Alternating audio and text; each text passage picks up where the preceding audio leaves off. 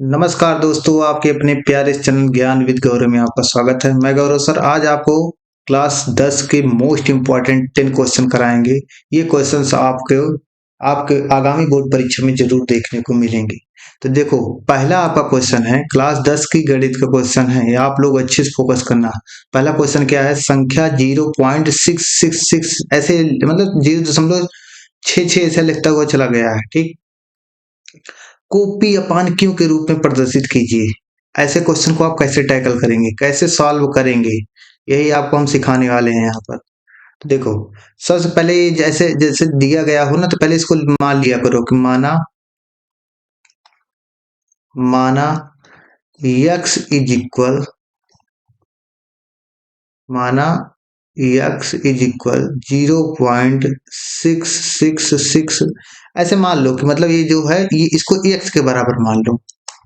ऐसे जो संख्या चली जा रही है, इसको आप क्या मान लोगे, इसको मान लोगे यक्स के बराबर, ऐसे मान लोगे, ठीक। ऐसे से चली जा रही है, इतना कर लोगे, इतना कर लोगे। इसको आप बना लिया करो समीकरण एक। क्या बना लोगे, समीकरण एक। समीकरण एक बना लोगे। फिर क्या है कि दोनों पक्षों में आप 10 से गुणा कर दिया करो। क्या करोगे, दोनों पक्षों में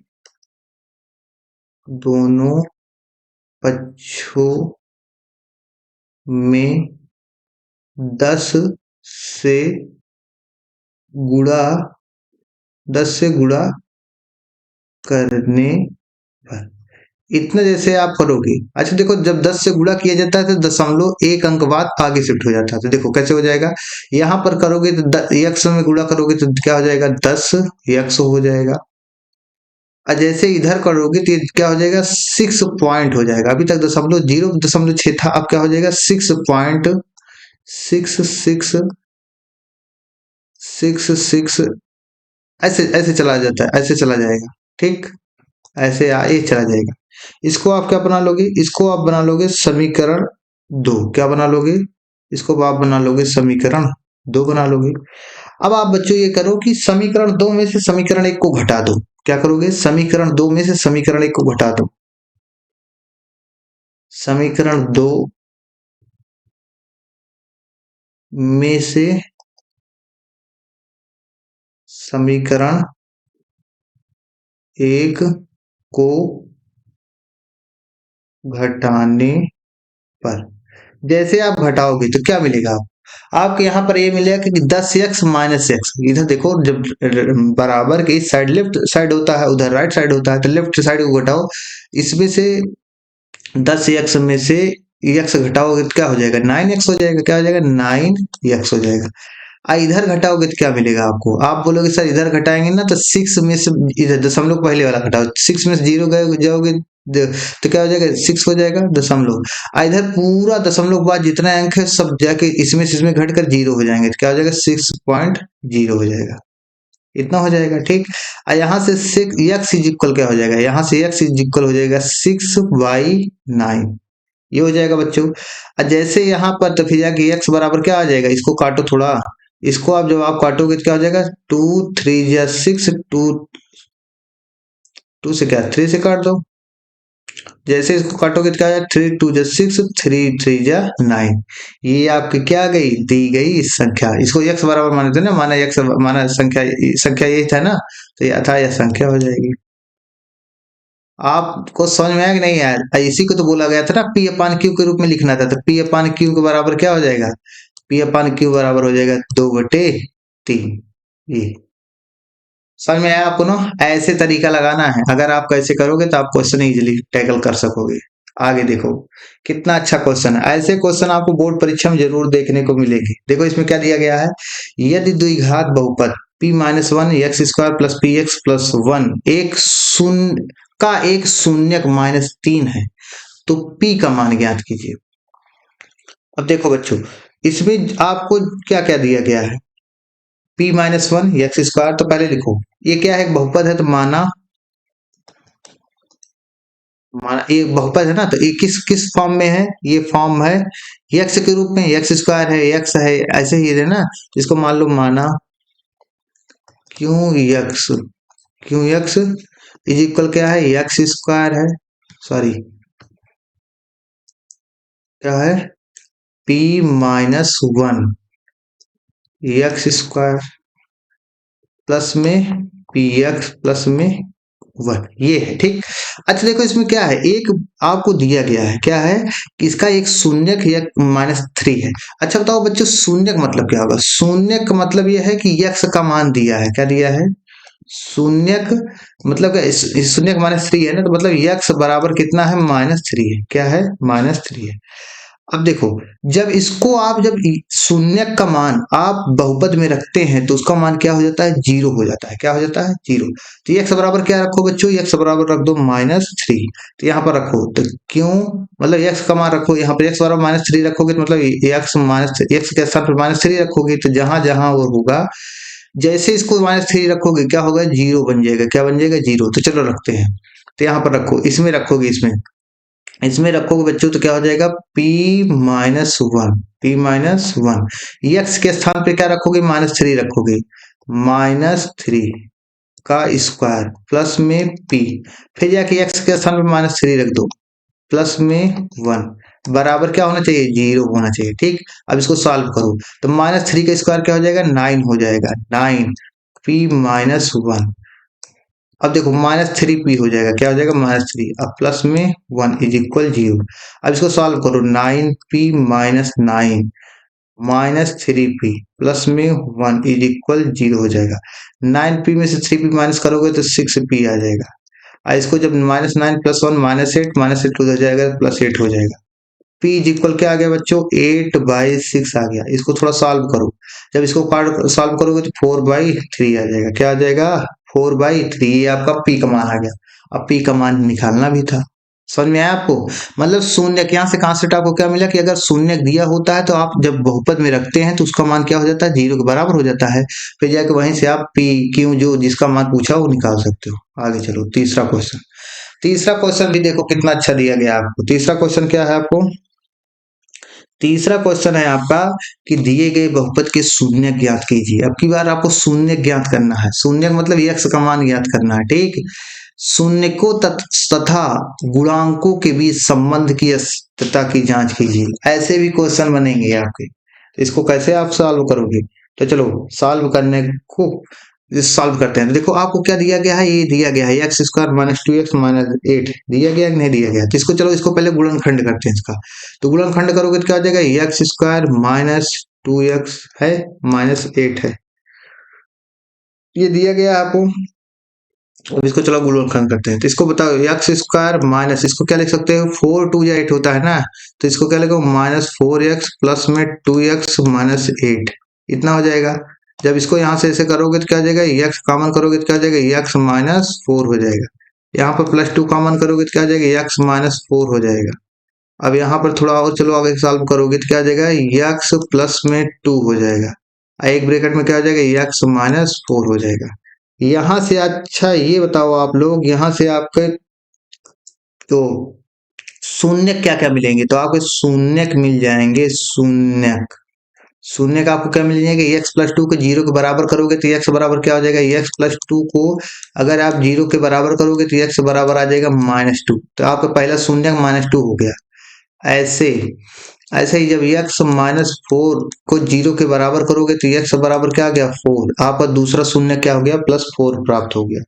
इतना आपको जैसे प्राप्त होगा, फिर जाके आपको क्या करना है बच्चों, इसके बाद मतलब आपको शून्य प्राप्त हो गया, -2 और 4। तो आपको शून्य क्या कौन कौन है, शून्य आपके शून्यक, शून्य कौन कौन है, शून्य है -2 है और क्या है, 4 है। ठीक है बच्चों, हाँ। अब देखो, अब आपको क्या करना है, इतना था शून्य तथा, अब उसके बाद क्या करना है, शून्य तथा गुणांकों के बीच संबंध की सत्यता की जांच करना है। अब हम लोग क्या करेंगे, सत्यता की जांच। क्या करेंगे, सत्यता, ये सही गलत नहीं है, सत्यता की जांच करेंगे हम लोग।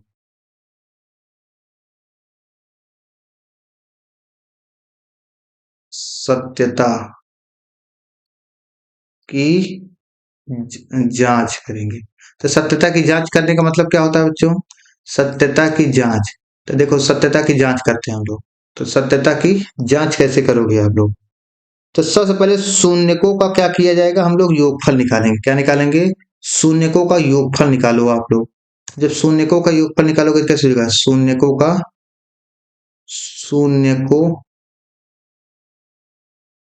का योगफल। जैसे आप लोग शून्यकों का योगफल निकालोगे तो शून्यकों का योगफल मतलब आपको शून्य के दिया है -2 + 4, तो करोगे क्या, -2 प्लस में 4, तो -2 + 4 क्या हो जाएगा बच्चों, +2 आ जाएगा। क्या आ जाएगा, +2 आ जाएगा। अच्छा आपको पता है शून्यकों का योगफल, जैसे मान लो यहाँ पर आपको समझा देते हैं, जैसे कोई एक आपको द्विघात बहुपद दिया गया है जिसका क्या होता है ax² प्लस में bx प्लस में c होता है। शून्यकों का योगफल क्या होता है, -b/a होता है। क्या होता है बच्चों, -b/a। और शून्यकों का गुणनफल क्या होता है, शून्यकों का गुणनफल होता है c/a। ठीक, तो शून्यकों का योगफल बताओ, शून्यकों का योगफल पहले जो आपने निकाला उसको ऐड कर दिया। अब यहाँ से जो इस समीकरण मतलब जो आपको सूत्र बता रहा हूँ यहाँ से निकालो। तो ये बताओ यहाँ पर पहले हमको बताओ इसमें क्या क्या आपको दिया है। a का मान क्या है, a का मान बच्चों, a का मान है 1। यहाँ से देखो ax² के बगल में क्या है, कुछ नहीं है तो मतलब 1 है। ऐसे बताओ b का मान कितना है, b का मान है -2। ऐसे बताओ c का मान क्या है, c का मान है -8। b का मान क्या होता है, x का गुणांक, x का गुणांक क्या है, -2 है। ठीक है बच्चों, 80 का मतलब होता है जिसमें कोई x हो ही ना, तो x किस में है, -8 में है ही नहीं, तो क्या हो जाएगा, ये हो जाएगा। तो चलो शून्यकों का योगफल क्या होता है, -b/a होता है। और इसका मान क्या आया है, 2 आया है। ठीक है बच्चों, जब आप -b तो पर रखो तो -2 हो जाएगा, -2 है। अब पहले से माइनस तो था ही, अपान में a का मान क्या है, 1 है। जब इसको आप सॉल्व करोगे तो माइनस से माइनस कट जाएगा तो क्या हो जाएगा, 2 आ जाएगा, 2 बराबर 2 आ गया। तो मतलब शून्यकों का योगफल देखो, लेफ्ट हैंड साइड बराबर राइट हैंड साइड आ गया, मतलब जांच हो गई। और आप गुणांक शून्यकों का गुणनफल से भी जांच कर सकते हैं। तो शून्यकों का गुणनफल से कैसे आप जांच करोगे, शून्यकों का गुणनफल यहाँ पे लिखते हैं, शून्यकों का गुणनफल। तो बच्चों शून्यकों का गुणनफल मतलब होता है c/a, अभी मैंने बताया। और आपको शून्यक जो दिया है x के दोनों मान को मल्टीप्लाई कर दिया आपने, तो c/a, c क्या है इसमें देखो, -8 है, a क्या है, 1 है। तो कैसे लिखोगे आप लोग, -8/1। इसको जब सॉल्व करोगे तो क्या, तो -8/1 आ जाएगा, तो -8/1 आ जाएगा। अच्छा तो गुणा उस तरह कराओ, x के मान को गुणा कराओगे तो क्या हो जाएगा, -2 × 4, यही तो है ना शून्य। तो गुणा कराओ तो क्या जाएगा, -2 × 4।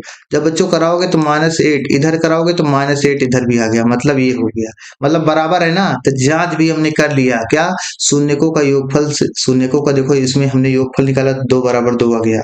इधर गुणनफल निकाला तो -8 बराबर 8, मतलब लेफ्ट हैंड साइड बराबर राइट हैंड साइड। यहाँ से आपका ये हो गया। आपको समझ में आ रहा होगा मैं जो सब जैसे समझा रहा हूँ। अब देखो ये नया क्वेश्चन आपके सामने है। नया क्वेश्चन क्या है, p के किन मानों के लिए निम्न समीकरणों के युग्म का एक अद्वितीय हल है। अद्वितीय हल, ये बहुत अच्छा क्वेश्चन है, आपके पेपर में बहुत बार बना है। अद्वितीय हल बच्चों जानते हो, जैसे मान लो दो रेखा है, क्या है, दो रेखा है। पहली रेखा का समीकरण है a1x प्लस में b1y प्लस में c1 = 0। और दूसरी रेखा है कोई a2x प्लस में b2y प्लस में c2 = 0। ठीक है, अगर दो रेखाएं क्या करें, एक दूसरे को परस्पर कहीं पर प्रतिच्छेद करें, जैसे मान लो पहली रेखा ये है, दूसरी रेखा ये है, कहीं पर एक दूसरे को क्या करें, प्रतिच्छेद करें, तो उनका हल जो होता है अद्वितीय हल होता है। अद्वितीय हल का पहचान क्या होती है, a1/a2 बराबर क्या होना चाहिए, b1/b2 होना चाहिए। क्या होना चाहिए, b1/b2 होना चाहिए। ठीक है बच्चों, अब देखो आपको यही दिया है कि p के किन मानों के लिए निम्न समीकरणों के युग्म का एक अद्वितीय हल है। तो चलो देखो, आपको दिया गया समीकरण क्या है, जो जैसे दिया गया लिख लो। पहला क्या है, 4x प्लस में py प्लस में 8 = क्या है, 0 है। दूसरा क्या है, 2x प्लस में 2y प्लस में 8 = 0 है, ये है। अच्छा तो आप पहली रेखा से बताओ a1 का मान क्या है, a1 का मान है 4। और बताओ हमको आप लोग b1 का मान क्या है, b1 का मान है बच्चों P। ऐसे C1 का मान क्या है, C1 का मान है 8। दूसरी रेखा से बताओ A2 का मान क्या है, A2 का मान है 2, B2 का मान क्या है, B2 का मान है 2, C2 का मान क्या है बच्चों, C2 का मान है 8। ऐसे कंपैरिजन करके आप निकाल लोगे। फिर जाके आप क्या करोगे, अद्वितीय हल होने की कंडीशन, अद्वितीय अद्वितीय हल होने होने की कंडीशन, कंडीशन का मतलब होता है प्रतिबंध, क्या होता है हिंदी में होता बोला जाता है प्रतिबंध। अद्वितीय हल होने का और अद्वितीय हल होने का प्रतिबंध, ऐसे लिखो, का प्रतिबंध। तो बच्चों अभी मैंने आपको बताया, क्या बताया, अभी आपको मैंने बताया कि अद्वितीय हल होने का प्रतिबंध क्या होता है, ये होता है A1 अपान में A2 बराबर क्या होता है बच्चों, B1 अपान में B2। ये होता है कि नहीं होता है। और ये दोनों बराबर होना ही नहीं चाहिए, बराबर होना ही नहीं चाहिए। यहाँ पर मैंने जो आपको बताया है मिस्टेक हो गया, यहाँ पर क्या होना चाहिए, A1 upon A2 B1 upon B2 के बराबर होना ही नहीं चाहिए। इसका मतलब ये है, ठीक। इसका मतलब बच्चों क्या है, A1 upon A2 does not equal to B1 upon B2। तो यहाँ पर क्या होना चाहिए, बराबर नहीं होना चाहिए, ठीक, ये कंडीशन होता है। तो चलो रखो, A1 का मान क्या है 4 है, तो 4 रखो, 4 अपान में 2, 4 अपान में 2 डज नॉट इक्वल मतलब बराबर नहीं होना चाहिए, B1 अपान B2, B1 का मान क्या है P है, P/2 ये हो जाएगा। अच्छा चलो इसको सॉल्व करो, आप लोग सॉल्व करोगे तो 2 1 जा 2, इसको काटोगे तो 2 2 जा 4 हो जाएगा। अब यहाँ से इधर थोड़ा सॉल्व करते हैं, तो क्या हो जाएगा बच्चों, जब इसका इसमें क्रॉस मल्टीप्लाई करोगे तो क्या हो जाएगा, P does not equal to 2 × 2 हो जाएगा, तो P does not equal to 4 हो जाएगा। आप बोलोगे सर ये डज नॉट इक्वल का मतलब है, यहां से मतलब ये है बच्चों कि P का मान 4 नहीं हो सकता, P का मान 4 नहीं हो सकता, इसके अलावा कोई भी संख्या हो सकती है। P का मान आप 4 नहीं आएगा और इसके अलावा कोई भी संख्या होता सकती है, जिसके लिए ये दोनों समीकरण का अद्वितीय हल होगा, समझे कि नहीं। जिसके लिए तो इसका क्या लिखोगे, अतः P बराबर 4 के लिए, P बराबर 4 के अतिरिक्त, 4 के अतिरिक्त किसी भी मान के लिए ये दोनों समीकरण के निकाय क्या है, अद्वितीय हल है। तो लिख देना जाए कि P का मान 4 के अतिरिक्त 4 के अतिरिक्त किसी भी संख्या के लिए समीकरणों के हल अद्वितीय होंगे, क्या होंगे, अद्वितीय होंगे। ठीक, इतना आप लिख दोगे ऐसे। तो बच्चों आपको क्या समझ में आया, मतलब आपको मैंने समझाया कि P का मान 4 नहीं हो सकता और कोई भी संख्या हो सकता है, 1 2 3 कुछ भी हो सकता है, ठीक। तो ये समझ में आया ना। ये आपको मैंने इधर आपको कॉन्सेप्ट बताया था कि अगर दो रेखाएं एक दूसरे को परस्पर प्रतिच्छेद करती हैं तो उनका क्या हल होता है, अद्वितीय हल होता है, यूनिक। ठीक, तो इसका इसका मतलब कॉन्सेप्ट क्या होता है, A1 upon A2 does not equal to B1 upon B2। आगे चलो, आप पांचवें क्वेश्चन पे चलते हैं। पांचवा क्वेश्चन देखो, बहुत अच्छा क्वेश्चन है। क्या दिया गया है कि दो अंकों की एक संख्या के अंकों का योग 12 है, क्या है 12 है। अंकों का स्थान परस्पर बदलने पर प्राप्त संख्या दी गई संख्या से 18 अधिक है, संख्या ज्ञात कीजिए। अब देखो बच्चों, माना तो यहाँ पर क्या है, दो अंकों की एक संख्या के अंकों का योग क्या है 12 है, क्या है। तो अब देखो, दो अंकों की संख्या बच्चों हमेशा जान लो, दो अंकों जैसे मान लो 8 9, ये क्या है, दो अंकों की संख्या है, 89 दो अंकों की संख्या है। इसमें बताओ इकाई का अंक क्या है, इकाई का अंक बोलोगे सर 9 है। दहाई का अंक क्या है, दहाई का अंक है 8। अब जैसे आपको दो अंकों की संख्या बनाना है तो आपको इकाई और दहाई का अंक पता होना चाहिए। जैसे आपको इकाई और दहाई का अंक पता होता है तो ऐसे कैसे लिखते हो, 10 गुणे इकाई का अंक मतलब दहाई का अंक क्या है 8 है, प्लस इकाई का अंक क्या है 9 है। तो इसको जब सॉल्व करोगे तो क्या हो जाएगा, 10 अठे 80, 80 प्लस में 9 क्या हो जाएगा, 89 हो जाएगा। ऐसे बच्चों ऐसे आपको बनाना पड़ेगा, मतलब आपको दो अंकों की संख्या बनाना है तो सबसे पहले आपको इकाई और दहाई का अंक पता होना ही चाहिए। तो चलो यहीं से मानते हैं, तो तो आपको क्या निकालना है, संख्या ज्ञात करना है ना। तो देखो लिखो माना, माना संख्या, माना संख्या का इकाई, इकाई व दहाई, माना संख्या का इकाई व दहाई का अंक क्रमशः, मतलब क्रमशः, क्रमशः क्या है, यक्स तथा वाई है। क्या है बच्चों, यक्स तथा वाई है। इतना आप ले लोगे। अच्छा, जैसे आप यक्स और वाई मान लिए इकाई और दहाई, तो अभी आपको संख्या बनाना बताया, तो संख्या क्या बन जाएगी बताओ, संख्या, संख्या क्या बनेगी फिर, तो संख्या बनेगी, आप बोलोगे सर संख्या बन जाएगी, पहले हम लिखेंगे 10, क्या लिखेंगे 10, फिर दहाई के अंक को गुणा करेंगे, दहाई का अंक क्या है, वाई है, तो 10 वाई प्लस में इकाई का अंक बच्चों क्या है, इकाई का अंक एक्स है, 10 वाई प्लस में एक्स, इतना हो जाएगा। इतना आप सॉल्व कर लोगे, इतना आप लिख लोगे, इतना लिख लोगे तो आपका क्वेश्चन हो जाएगा। तो देखो इतना हो गया आपको, ये हो गया। अब क्या बोल बच्चे, देखो दो अंकों की एक संख्या के अंकों का योग 12 है, मतलब आपको दिया भी गया है, क्या है, दिया भी गया है, प्रश्न, प्रश्न में दो अंकों के योग क्या है, 12 है, तो अंक क्या क्या है, एक्स और वाई है। तो प्रश्नानुसार आपको क्या दिया गया है, प्रश्नानुसार, प्रश्नानुसार बच्चों आपको दिया गया है कि अंकों के योग 12 है, मतलब यक्स प्लस वाई का मान आपको 12 दिया गया है। क्या दिया गया है, 12 दिया गया है, जिसको आप समीकरण जो है एक बना लो, क्या बना लो, एक, समीकरण एक बना लिया गया है। अब देखो बच्चों क्या बोला है कि आपको ये बोला है कि देखो अब द्वितीय, मतलब फिर जाके आगे देखो प्रश्न में क्या बोला है कि 12 है, अंकों का स्थान परस्पर बदलने पर, अंकों का स्थान परस्पर बदलने पर। अच्छा बताओ, जब अंकों का स्थान परस्पर बदलने पर तो प्राप्त संख्या, देखो अभी यहाँ पर क्या है, वाई एक्स है, अब इसका अगर स्थान बदल दोगे तो नई संख्या बन जाएगी, जैसे मतलब 89 है, 89 है, इसका अंकों के योग बदलोगे तो क्या हो जाएगा, 98 हो जाएगा, 98 हो जाएगा, मतलब संख्या बदल जाएगी ना। बस ऐसे ही है। देखो तो पहले आपको संख्या क्या थी, 10 वाई प्लस एक्स है, लेकिन जब संख्या का अंकों का स्थान बदलोगे तो क्या हो जाएगा, आपको यहाँ पर देखो बता रहे हैं 10 एक्स प्लस में वाई हो जाएगा, क्या ये नई संख्या आपकी बन जाएगी, बन जाएगी ना। तो वही बोल रहा है कि अंकों का स्थान परस्पर बदलने पर, बदलने पर प्राप्त संख्या दी गई संख्या से 18 अधिक है। तो देखो अंकों का स्थान परस्पर बदलने पर, तो देखो अंकों का स्थान बदल रहे हैं, तो अंकों का स्थान बदलोगे तो क्या संख्या प्राप्त होगी, 10 एक्स प्लस में वाई, इतना हो जाएगी। परस्पर बदलने पर प्राप्त संख्या, ये आपको प्राप्त संख्या दी गई संख्या की, तो बराबर लगाओ, तो दी गई संख्या क्या थी आपको, 10 वाई प्लस एक्स थी, 10 वाई प्लस में एक्स था, दी गई संख्या, दी गई संख्या से 18 अधिक है, मतलब प्लस में 18 कर दोगे, इतना कर दोगे। आप कुछ है ही नहीं, अब इसको सॉल्व कर लो, बस आपका आंसर देखो तुरंत आपके सामने हो जाएगा। तो देखो चलो सॉल्व करते हैं।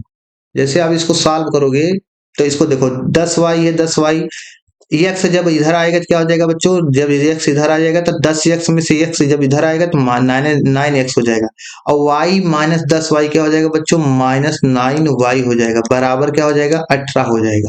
अच्छा यहाँ से देखो 9 कॉमन करोगे तो क्या हो जाएगा, x minus y is equal to 18 हो जाएगा। यहाँ से बच्चों बताओ x minus y is equal क्या हो जाएगा, तो 9 जब उधर आ जाएगा 18 बाई 9 मीन्स 2 हो जाएगा, क्या हो जाएगा 2। ये आपका हो गया समीकरण, यहाँ पर लिखते हैं, यहाँ पर लिखो आप लोग तो, अरे यहाँ पर आप लोग लिखोगे तो क्या हो जाएगा बच्चों,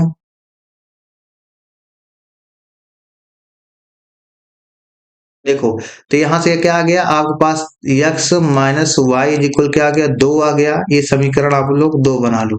तो समीकरण 1 और 2 को हल कर लो, समीकरण 1 व समीकरण, समीकरण 2 को हल करने पर, ऐसे आप पेपर में लिखोगे, हल करने, हल हम्म, हल करने पर,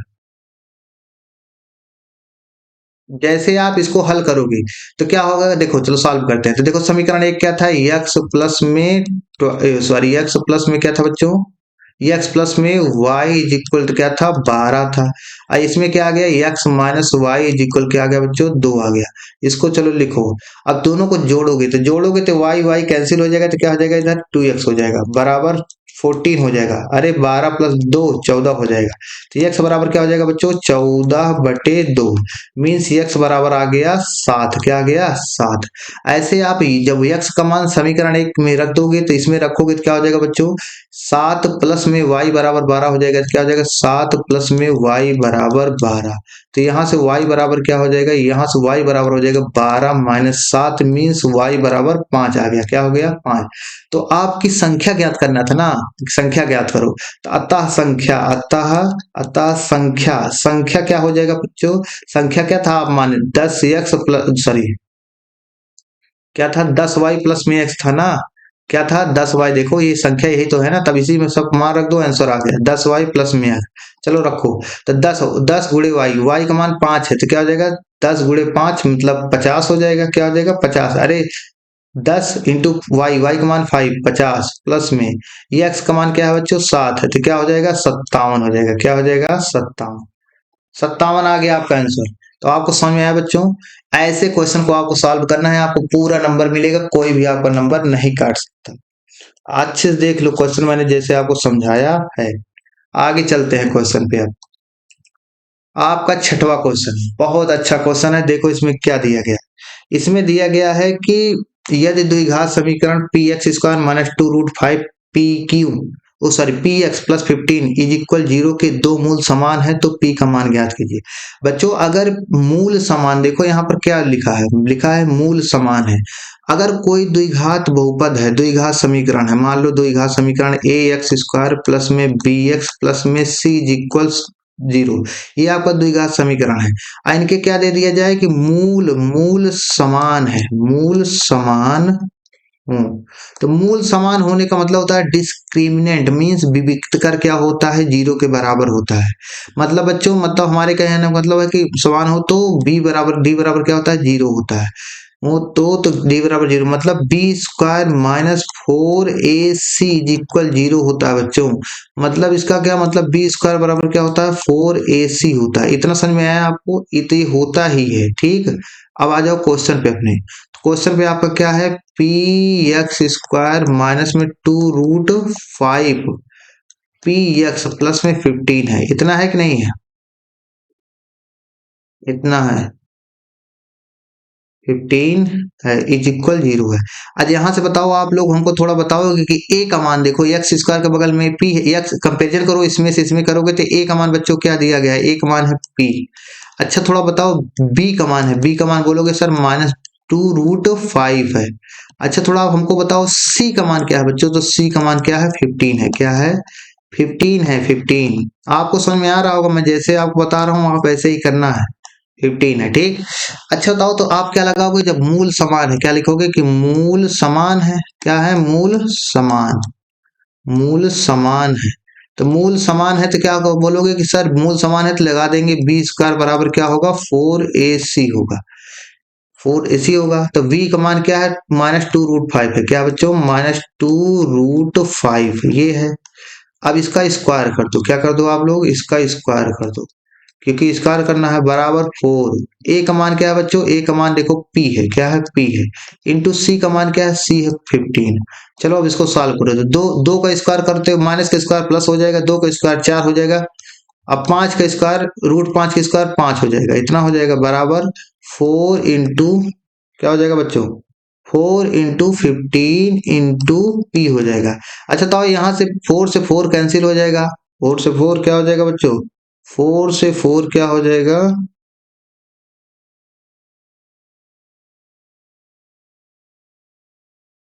4 से 4 हो जाएगा कैंसिल, इतना हो जाएगा।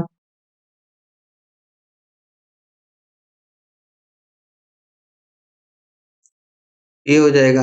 अच्छा यहाँ पर देखो थोड़ा ये मिस्टेक हो गया है कि देखो -2√5 पी था ना, तो हमने क्या गलती कर दिया, तो हमने गलती ये किया कि यक्स के जो कॉफिशिएंट होता है पूरा लिखा जाता था, ये जो पी है ना बच्चों थोड़ा सिली मिस्टेक हो गया है, इसको हम लोग सुधारेंगे भी। तो देखो सुधार लिया जाता है, यहाँ से देखो इसको हटाओ, इसको बगल में पहले जो दिया गया था इसको सही से जल्दी जल्दी में से ही होता है। तो यहाँ पर क्या लिखोगे, यहाँ पर ये पूरा है, देखो बच्चों यहाँ पर 2√5p है ना, बाद में x है तो b का मान पूरा होगा, b का मान क्या होगा -2√5p होगा। इतना समझ में आया। अब चलो रखो, अब आएगा आपका, तो देखो क्या हो जाएगा, यहाँ पर रखो -2√5p का स्क्वायर, इतना हो जाएगा बराबर 4 इंटू ए का मान क्या है बच्चों p है, और c का मान क्या है 15 है। अब इसको सॉल्व सॉल्व करो, 2 का स्क्वायर 4 हो जाएगा, इंटू √5 का मान 5 हो जाएगा, p का स्क्वायर p स्क्वायर हो जाएगा, बराबर क्या हो जाएगा बच्चों 4p इंटू 15 हो जाएगा, इतना हो जाएगा। अच्छा तो 4 से 4 कैंसिल हो जाएगा, एक p स्क्वायर इधर है, इधर p है तो एक कट जाएगा, तो क्या बचेगा बच्चों p स्क्वायर इंटू 15, ये p square into 5 is equal क्या हो जाएगा p इंटू 15 हो जाएगा, ठीक।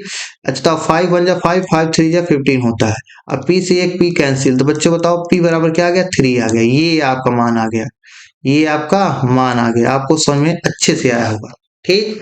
ये कंडीशन है, ये आपको नंबर ऐसे अच्छे से दिलाते हुए चले जाएंगे। आगे चलो क्वेश्चन समझ में आया, देख लो अच्छे से। अब आगे चलो, 7वां क्वेश्चन क्या बोला है कि बोला है उस समांतर श्रेणी के पदों का योग, पदों की संख्या ज्ञात कीजिए, ना ना ना, उस समांतर श्रेणी के पदों की संख्या ज्ञात कीजिए, हाँ पदों की संख्या ज्ञात करना है, जिसका प्रथम पद 4 अंतिम पद 49 है, सभी पदों का योग 265 है। बच्चों अगर आपको किसी समांतर श्रेणी का, समांतर श्रेणी, समांतर श्रेणी, समांतर श्रेणी का अगर आपको दिया गया हो, जैसे प्रथम पद दिया हो, क्या समांतर श्रेणी का प्रथम, प्रथम पद, जैसे मान लो आपको दिया हो या प्रथम पद ए तथा, प्रथम पद ए तथा अंतिम, अंतिम पद, अंतिम पद यल दिया हो, क्या दिया हो यल हो, क्या मतलब समांतर श्रेणी का प्रथम पद ए तथा अंतिम पद यल हो, और पदों का योग, और यन पदों का योग, योग क्या हो बच्चों, यन पदों का योग यस यन हो, यस यन, यस यन हो, यस यन हो, तब जानते हो, तब फार्मूला होता है बच्चों, तो तब क्या होता है, तब ये आपको जानते रहना, ये फार्मूला होता है।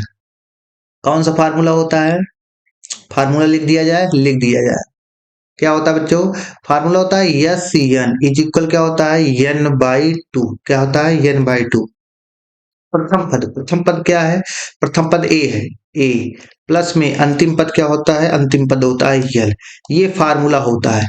अब ये फार्मूला आपको पता है तो आसानी से आप क्वेश्चन कर लोगे। तो देखो आपको, देखो क्या किया है, उस समांतर श्रेणी के पदों की संख्या ज्ञात कीजिए, मतलब आपको यन ज्ञात करना है, क्या ज्ञात करना है, यन ज्ञात करना है, यन जिसका प्रथम पद 4, प्रथम पद 4 मतलब आपको क्या दिया गया है, मतलब आपको दिया गया है प्रथम पद मतलब दिया गया है 4, ठीक।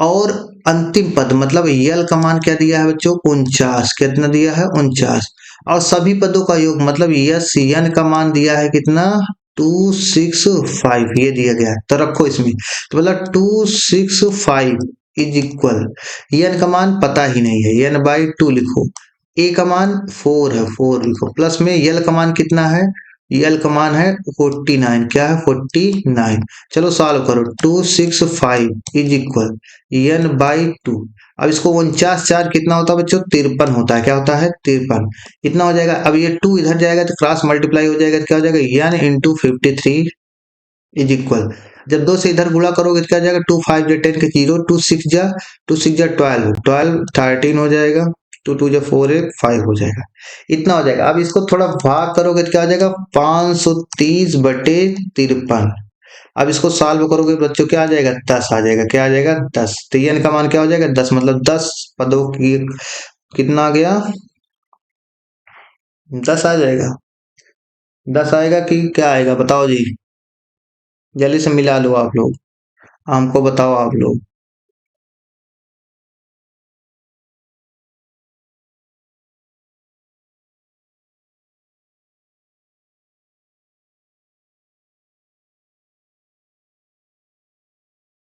सही है, सही है कि नहीं सही है, देख लो सवाल, सूत्र उत्र भी मिला लो।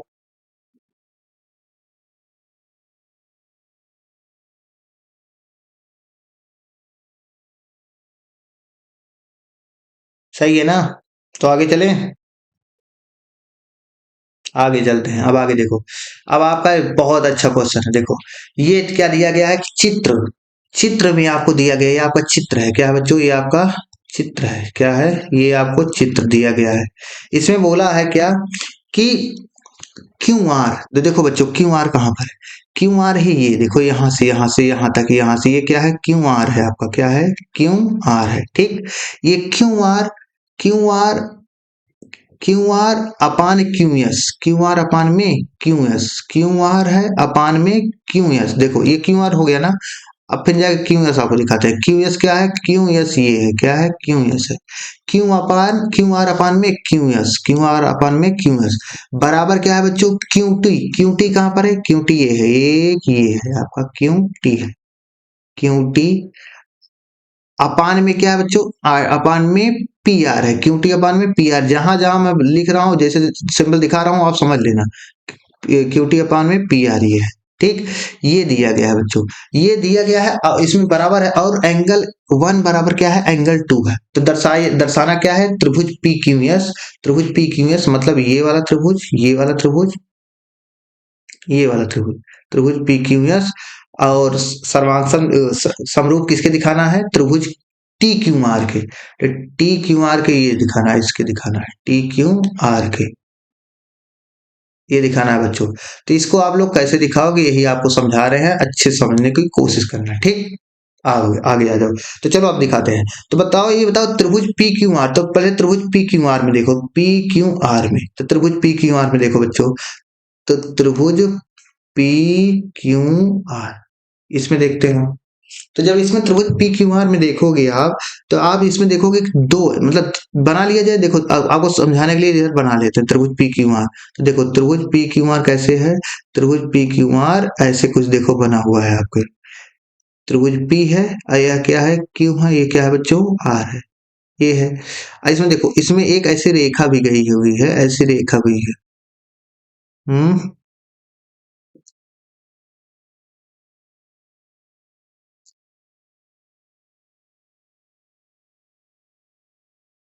ऐसे आपका पी क्यू आर है, ठीक। ये इसमें एक रेखा ऐसी गई हुई है, ये ऐसे, ये क्या है, यस है, ठीक। अच्छा तो ये वाला एंगल बताओ बच्चों, ये कितना है, एंगल वन है, ये क्या है, एंगल टू है, ये दिया है कि नहीं दिया, तो आप क्या लिखोगे, त्रिभुज पी क्यू आर में आप क्या दिया गया है, एंगल वन इज इक्वल क्या है बच्चों, एंगल टू, ये है कि नहीं है। अच्छा आपको बताओ, जब किसी त्रिभुज की दो भुजाएं आपस में बराबर होती हैं, तो उन, मतलब जब किसी त्रिभुज के दो कोण आपस में बराबर होते हैं, तो उनके संगत भुजाएं बराबर होती है बच्चों। तो ये एंगल वन बराबर एंगल टू है, तो उनकी संगत भुजाएं, मतलब वन के सामने वाला भुजा, सामने वाला भुजा सम्मुख भुजा कौन है, पी आर है, और कोण दो की सम्मुख भुजा क्या है, पी क्यू है, तो ये बराबर होगी, तो आप क्या बोल दोगे, अतः, अतः क्या लिख दोगे कि पी आर बराबर क्या हो जाएगा बच्चों, पी आर बराबर क्या हो जाएगा, पी क्यू हो जाएगा। क्यों होगा, क्योंकि दोनों त्रिभुज के दो कोण आपस में बराबर है, इतना हो जाएगा, हाँ हो जाएगा। तो ये अभी आपको बताया किस कारण है, कि अगर किसी त्रिभुज की, यदि किसी त्रिभुज के दो कोण बराबर है, तो उनकी सम्मुख भुजाएं क्या होती है बच्चों, बराबर होती है। अब आ जाओ आगे, आपको क्वेश्चन में क्या दिया है, आपके क्वेश्चन में ये दिया है बच्चों कि ये Q R upon Q S बराबर क्या है, Q two upon P R, तो इसको लिखो, क्या दिया है कि क्यू आर अपान में क्यू एस बराबर क्या है, बराबर है क्यू टी अपान में पी आर, ये दिया है कि नहीं, ये दिया है, ये आपको दिया गया है, इसको समीकरण, इसको समीकरण क्या बना लिया जाए, समीकरण इसको बना लो, इसको समीकरण एक बना लो, और इसको समीकरण दो बना लो, क्या बना लो, समीकरण दो। अब देखो आगे, अच्छा ये बताओ, समीकरण समीकरण एक और दो में देखो, तो हम जहां पर पी आर है उसके स्थान पर पी क्यों लिख सकते हैं क्या, क्यों बच्चों, जहां पर पी आर है उसके स्थान पर पी क्यों लिख सकते हो, तो लिखोगे, चलो लिखो। तो देखो क्योंकि पी आर बराबर पी क्यू है, तो देखो क्या लिखोगे, क्यू आर अपान में क्यू एस बराबर, क्यू टी है तो क्यू टी, तो क्यू टी ही लिखा मैंने अपान में, पी आर के स्थान पर क्या लिखोगे? पी आर के स्थान पर क्या लिखोगे बच्चों? पी आर के स्थान पर पी क्यों लिखोगे? क्या लिखोगे? पी की देखो समीकरण 1 में बराबर आया है ना, तो इसके स्थान पर क्या लिखेंगे? पी क्यों लिखेंगे? क्या लिखेंगे?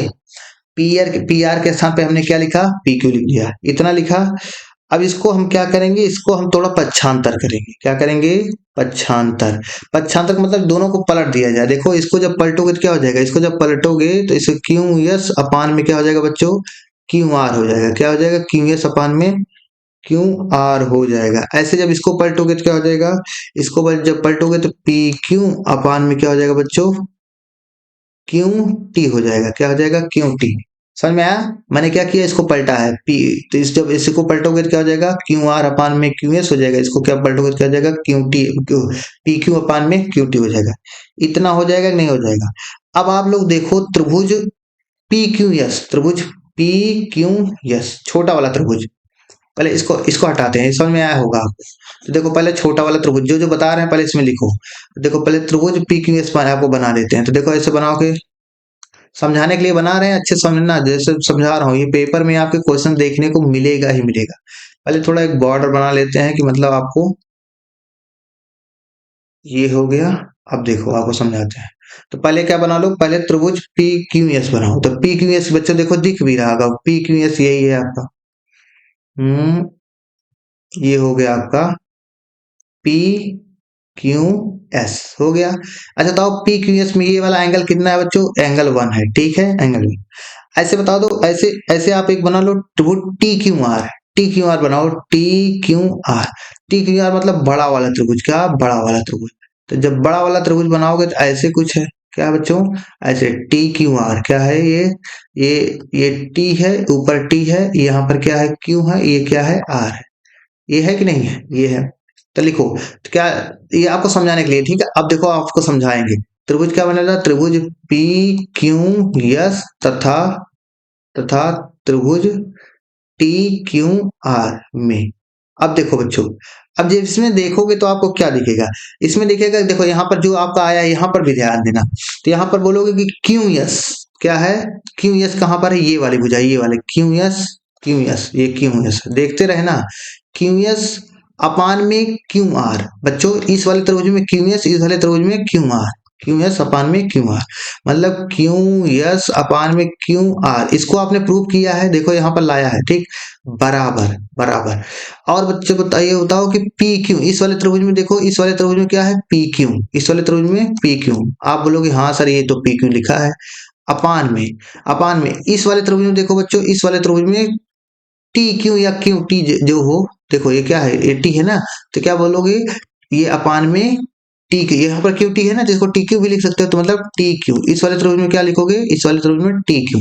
तो बताओ किसी दो त्रिभुज की दो समूह, दो भुजाएं क्या है? संगत भुजाएं क्या है? संगत भुजाओं का अनुपात बराबर है।